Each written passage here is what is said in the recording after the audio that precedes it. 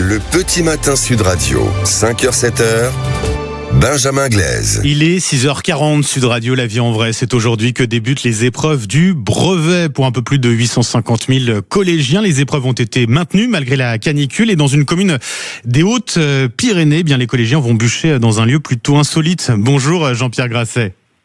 Bonjour. Et merci d'être avec nous ce matin sur Sud Radio, monsieur le maire. Maire de Try-sur-Baïse, c'est un village de 1000 habitants qui est situé à peu près à une trentaine de kilomètres, à une trentaine de minutes, de Tarbes. Et alors chez vous, c'est dans un monastère que les élèves vont passer leur brevet, en tout cas un ancien monastère. Racontez-nous comment se fait-il que ce lieu ait été choisi pour accueillir ces épreuves du brevet. C'est plutôt inattendu quand même pour accueillir un examen, monsieur le maire. Oui, tout à fait. En tenant compte qu'il est désacralisé depuis plus de 100 ans.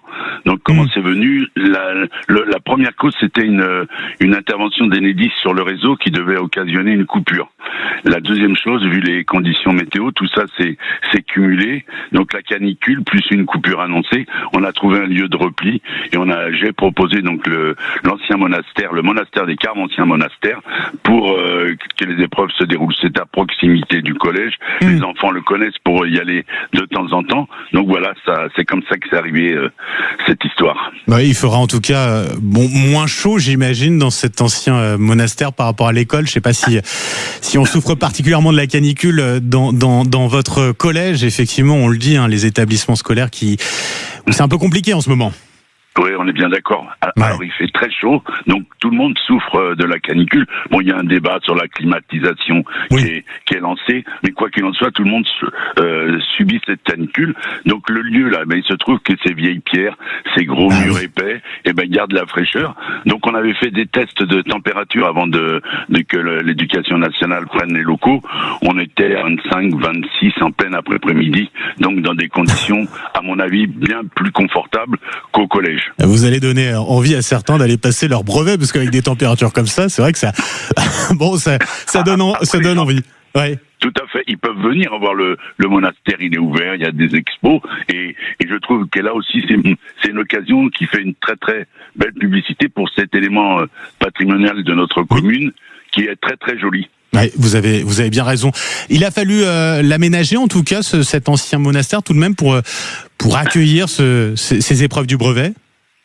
Tout à fait. D'abord, il a fallu qu'il y ait l'accord de la préfecture, ce qui est tout à fait normal par rapport aux conditions de sécurité, le compte-rendu de la commission de sécurité. Et après, il se trouve qu'on peut déplacer. On l'a aménagé en salle d'examen avec des tables, avec le nom des élèves. Voilà. Et les professeurs sont venus donc le voir. Ils ont été enchantés. Je pense que ça leur fera un très très beau souvenir. Et ce matin, donc les enfants vont arriver vers 8h30 et démarrer leur épreuve dans ce lieu un peu original, et je pense que ça leur fera des bons souvenirs plus tard. Je pense qu'ils se rappelleront de leur brevet. Ah oui, ils vont s'en souvenir, ça c'est sûr. Vous l'avez dit, vous avez dû avoir l'accord de la préfecture avant de prendre la décision finale d'organiser ces épreuves de brevet dans votre ancien monastère. Ils ont réagi comment à la préfecture quand vous leur avez annoncé ça, monsieur le maire ? A priori, bien, puisque la réponse positive a été très très rapide. Bon, ils voulaient s'appuyer sur des éléments de sécurité. On a une commission qui passe donc tous les ans voir le bâtiment. Donc ils ont bien réagi, ils ont été très très réactifs, et je trouve très très compréhensible, mais on en sera moins au regard de la situation climatique. Bien sûr. D'un mot, monsieur le maire, j'en profite de vous avoir pour savoir, vous êtes dans une commune des Hautes-Pyrénées. Alors vous êtes plus en vigilance rouge, mais vous restez en vigilance orange. Comment se sont déroulés les derniers jours finalement? Vous avez dû mettre en place, j'imagine, un certain nombre d'actions pour protéger vos administrés. Alors on a un plan communal de sauvegarde, donc on l'a actionné.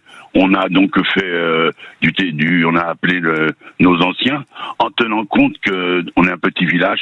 Il y a énormément de proximité. Bien sûr. Il y a la famille, et les personnes isolées chez nous, on les connaît. Il y en a quasiment pas en ce moment, et on est vraiment au contact d'eux si nécessité. Après, on a aussi un EHPAD, une maison de retraite, et on avait mis à disposition la salle de restauration qui est climatisée s'il avait fallu accueillir quelques personnes en difficulté par rapport à la chaleur. Mais pour l'instant, tout va bien. Eh ben tant mieux que ça dure, monsieur le maire. Merci d'avoir été avec nous ce matin sur Sud Radio. Maire de Trie sur Baïse, c'est dans les Hautes-Pyrénées où les collégiens donc vont passer leur brevet dans cet ancien monastère. Bon courage bien sûr aux 850 000 jeunes collégiens qui vont passer leur brevet à partir d'aujourd'hui avec le français. Ça débute. Merci monsieur le maire et très bonne journée à vous.